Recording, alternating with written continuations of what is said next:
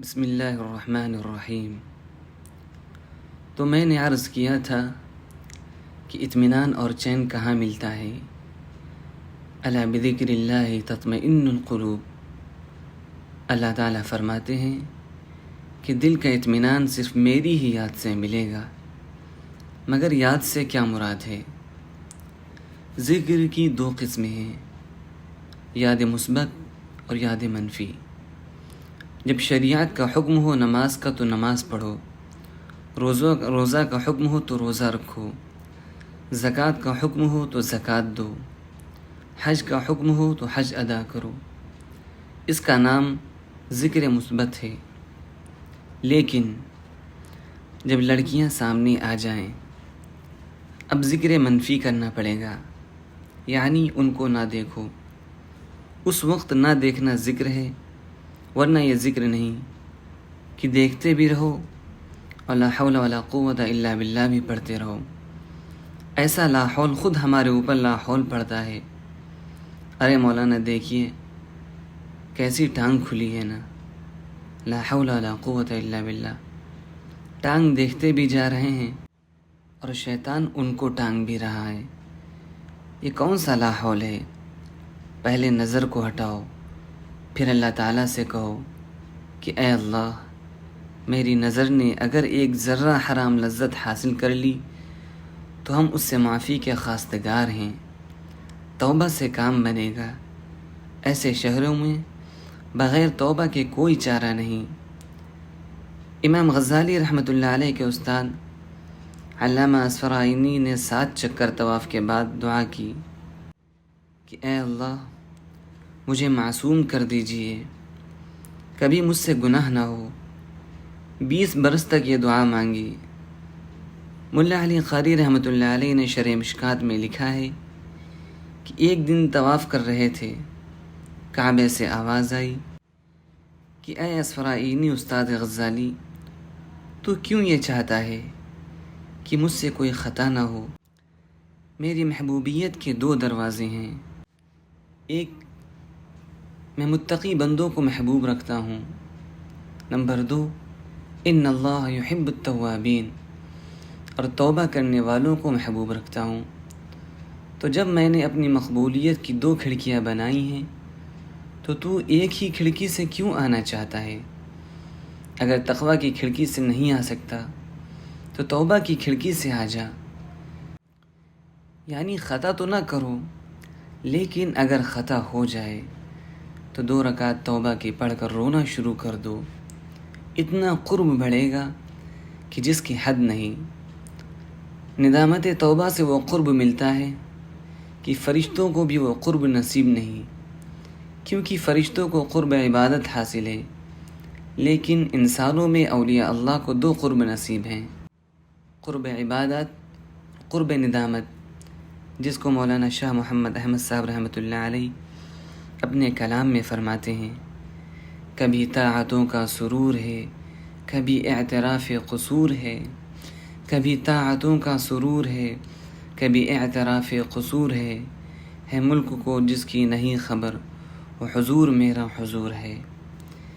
ابن حجر عسقلانی رحمۃ اللہ علیہ فرماتے ہیں کہ اولیاء کے ذکر کا اتنا اونچا مقام ہے کہ فرشتے ان کا ذکر سننے آتے ہیں، گھیر لیتے ہیں۔ گنہگاروں کے ذکر کو سننے کے لیے فرشتے اپنا ذکر چھوڑ کر آتے ہیں۔ کیوں صاحب؟ کسی کی دال روٹی پر کوئی بریانی والا آئے گا، ان کو ہمارا ذکر بریانی معلوم ہوتا ہے، اور ہمارے ذکر کے مقابلے میں ان کو اپنا ذکر کمتر معلوم ہوتا ہے، جس کی 2 وجہ ابن حجر عسقلانی رحمۃ اللہ علیہ نے لکھی ہیں۔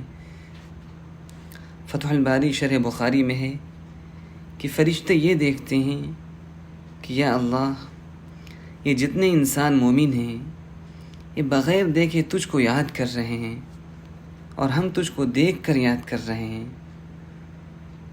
تو جو ذکر عالم شہادت کا ہوتا ہے اس سے ذکر عالم غیب کا افضل ہوتا ہے۔ آپ بتائیے، کوئی کسی کو دیکھ کر محبت کر رہا ہے اور ایک آدمی بغیر دیکھے ہی اسے یاد کر کے رو رہا ہے۔ ہم لوگوں نے کبھی اللہ کو دیکھا ہے بھلا؟ نہیں، لیکن بتاؤ اللہ کو یاد کر کے روتے ہو یا نہیں؟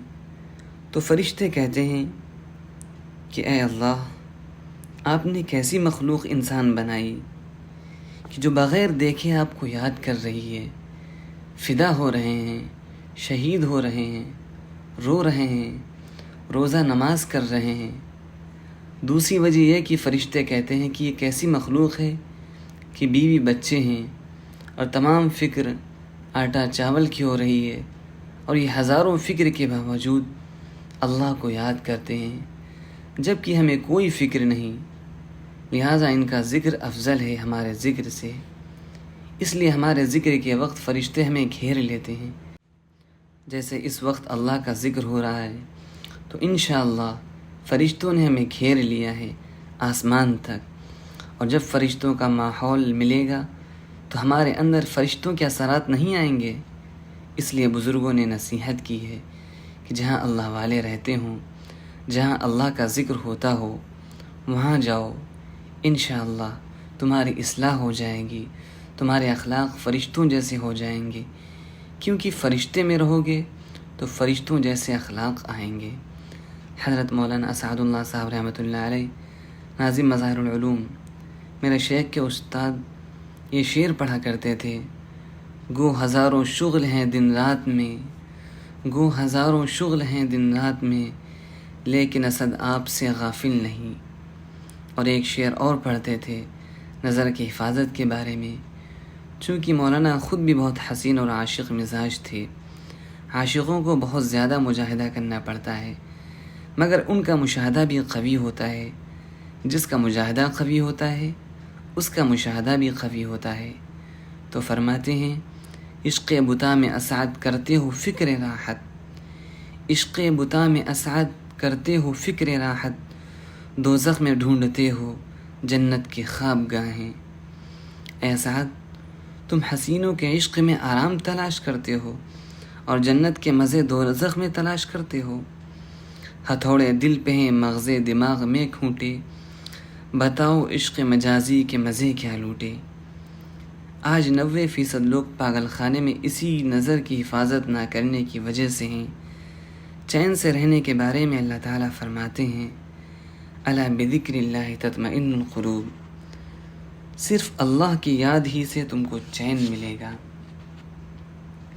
اللہ کی یاد کی مثال قاضی ثناء اللہ پانی پتی رحمۃ اللہ علیہ تفسیر مظہری میں دیتے ہیں کہ جیسے مچھلی پانی میں ہوتی ہے، الا بذکر اللہ میں جو با ہے، یہ با معنی با مصاحبت کے نہیں کہ اللہ کے ذکر کے ساتھ چین ملتا ہے، بلکہ با معنی فی ہے، کما ان السمکۃ تطمئن فی الماء، جیسے مچھلی جب پانی میں ڈوب جاتی ہے کہ اوپر نیچے دائیں بائیں سب پانی ہو تب اس کو چین ملتا ہے۔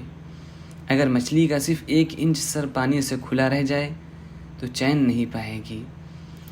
لہٰذا دوستو، جب ہم اللہ کی یاد میں ڈوب جائیں گے، جب آنکھیں بھی ذاکر ہوں گی، کان بھی ذاکر ہوں، جسم کا کوئی عزو نافرمانی میں مبتلا نہ ہو، تو سمجھ لو کہ ذکر میں ڈوب گئے، اب دل کو اطمینان کامل نصیب ہوگا۔ لیکن اگر آنکھیں بد نظری میں مبتلا ہیں تو اللہ کے قرب کے دریا سے خارج ہیں، ایک گناہ دل کو بے چین کر دے گا۔